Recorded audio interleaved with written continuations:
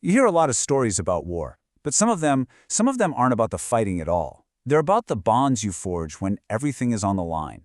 I'm going to tell you one of those stories, my story, from inside the mud and the chaos of the Vietnam jungle. The first thing I remember is, well, not much. Just a blur of green and brown. My ears were just screaming. I couldn't feel my legs, but I could feel this pull. Someone was dragging me through the mud, through the vines, just pulling and pulling. And my first thought was, oh, thank God, a medic. They found me. I tried to yell, but nothing really came out. But as the world slowly started to come back into focus, I realized something. The way they were pulling me, the grip, it wasn't human. It was something else. Something breathing these heavy, hot breaths right next to my ear. Something so fiercely determined, it was almost scary. It was Tack. It was my dog. He had his teeth locked onto the shoulder strap of my gear and was literally pulling my dead weight, inch by painful inch, away from the firefight. He was saving my life. Now, to understand why a dog would do that, really understand it, you have to go back. Back before the jungle, before that ambush, back to the very beginning. So, it all started with a letter. Yep, I was drafted. And when I got to basic, they were asking for volunteers for canine support. I don't know why, but something just clicked. It felt right. And that's when I met him, this incredibly smart, confident German Shepherd. His name was Tak, and just like that, he was my partner. We did everything together. We trained, we ate, we learned to read each other's slightest movement. Long before we were soldiers in a war, we were a team.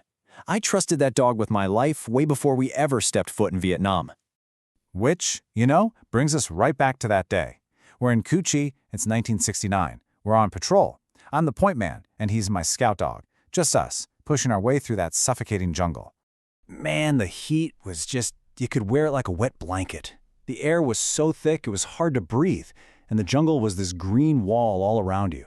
Every little sound, every snapped twig, it could be the end of you. And then, it just stopped. Everything. The birds, the bugs, all of it. The jungle went completely deathly silent.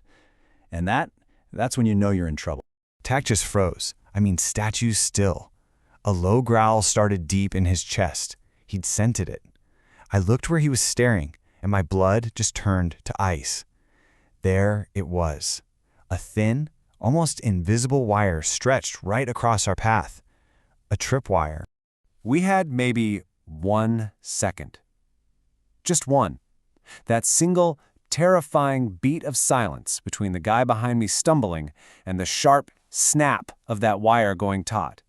What Tak did in that 1 second, it wasn't in any training manual. It was something else.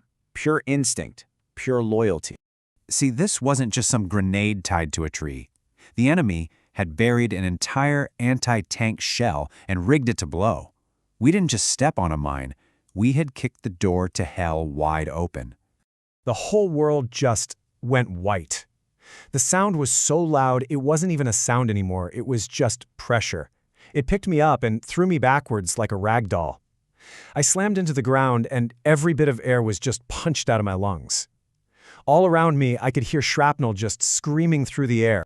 But in that tiny fraction of a moment between the flash of light and the feeling of pain, this dark shape just launched itself right at me. It was Tak. He threw his own body right over mine. He took the blast. All that hot metal that was meant for me, it tore into him instead.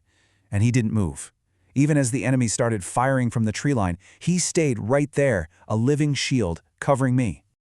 The firefight eventually ended. My squad pushed them back. I was hurt, but I was alive. Tak, he was barely breathing. When the medevac chopper finally got there, I carried him myself. At the field hospital, I put him on a gurney and just started yelling for a doctor. And that's when the second battle of the day started. This surgeon comes over, takes one look, and just waves me off. "I've got wounded men here, soldier," he says. "I don't treat animals." Can you believe that? To him, Tak was just equipment. But to me, he was the reason I was standing there. He was a soldier. He'd saved my life, and I was not about to let him die on some table. So I did the only thing I could think of.